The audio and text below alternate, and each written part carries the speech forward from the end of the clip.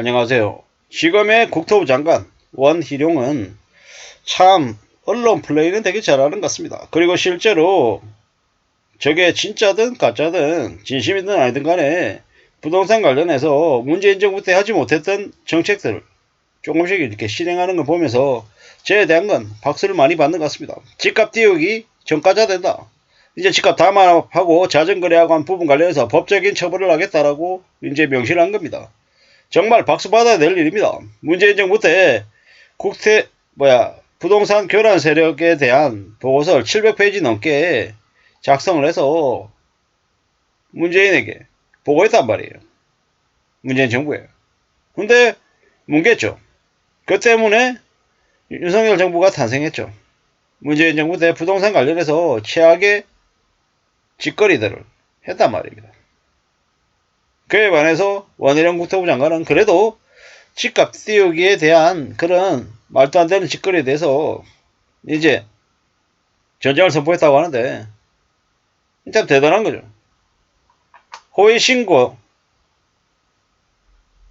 호의신고만으로도 전과자를 만들 수 있다는 것. 과태료 부과 수준을 넘어서서 징역 등의 형사처벌을 할 수 있게 한 건 분명히 잘한 거다라는 겁니다. 부동산 거래신고 등에 관한 법률 개정을 통과시켰죠. 국회는. 그리고 10월 19일부터 시행하게 됐습니다.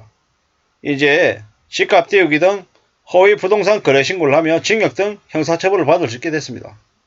우선 3년 이하의 징역 또는 3천만원 이하의 벌금입니다. 이때까지는 허위 신고를 통한 신고가 만들기 등으로 부동산 시장을 심각하게 교란해도 과태료 3천만원이 전부였죠. 그런데 이제 10월 19일부터는 징역 또는 벌금형 형사처벌이 가능하답니다.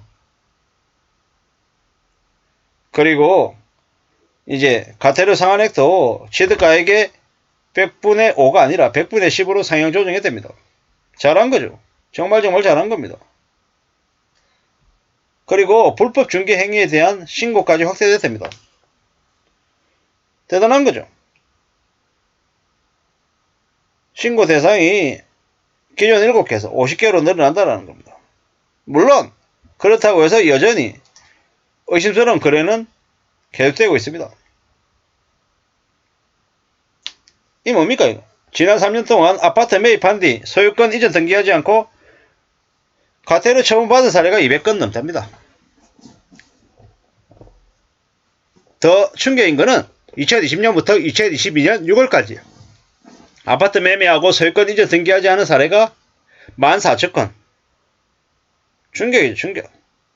그 14,000건 중에서 실제로 처벌받은 거는 206건이에요, 206건. 놀라운 일입니다, 놀라운 일.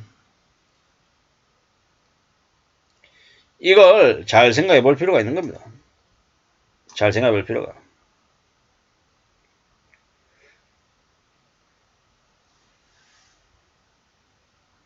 이게 무려 미등기 거래가 무려 10% 가까이 된다라는 것. 2020년부터 22년 상반기까지 거래 143만 건 중에 14만 건이 절했다라는 겁니다. 그랬는데 실제로 처벌받은 건 매우 미미했다라는 거죠. 실제로 저 미등기한 저 건수의 상당건이 뭐다? 허위거래. 집값 교란 행위였다라는 겁니다.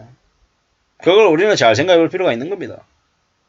앞으로 저 원희룡 국토부 장관이, 원장관이 저렇게 허위 거래와 전쟁을 하겠다라고 선포했다고 하니 뭐 박수 받을 만한 일인 거죠. 박수 받아야죠. 잘하고 있으니까요. 대단한 거니까요. 저런 모습들을 우리는 환영해야 됩니다. 왜냐? 그래야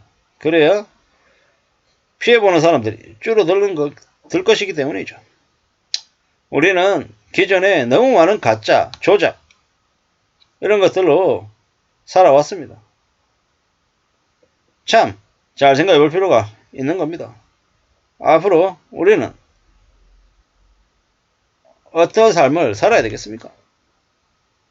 이제 누가 뭐라 그래도 함부로 믿어서는 안 되는 이제 세상인 거죠.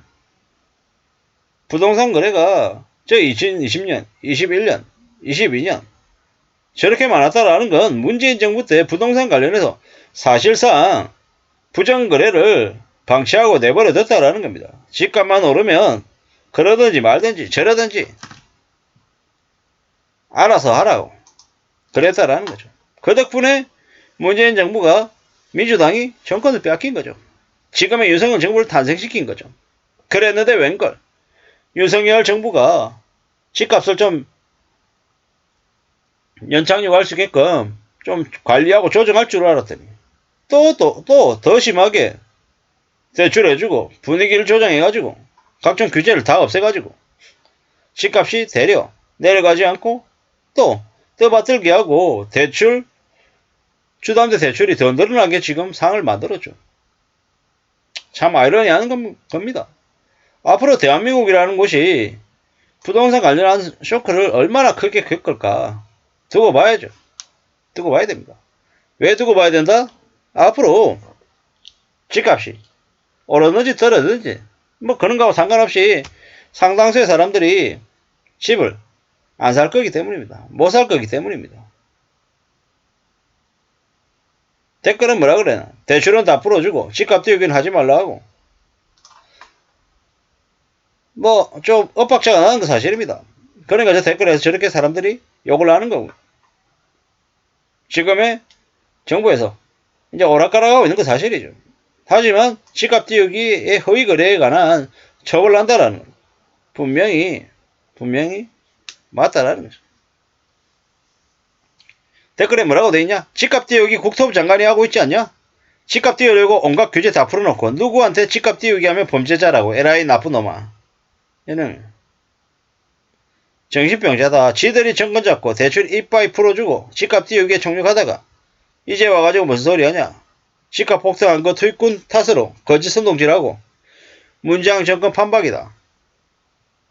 문재인 때는 저금리 글로벌 금융 시기에 집값 띄우느라 대출 미세대출 확대하고 금리 3.5로 동결해서 환율 폭등하고 물가 폭등하고 이쯤 되면 정권의 목적이 국민 죽이기라고 봐야지.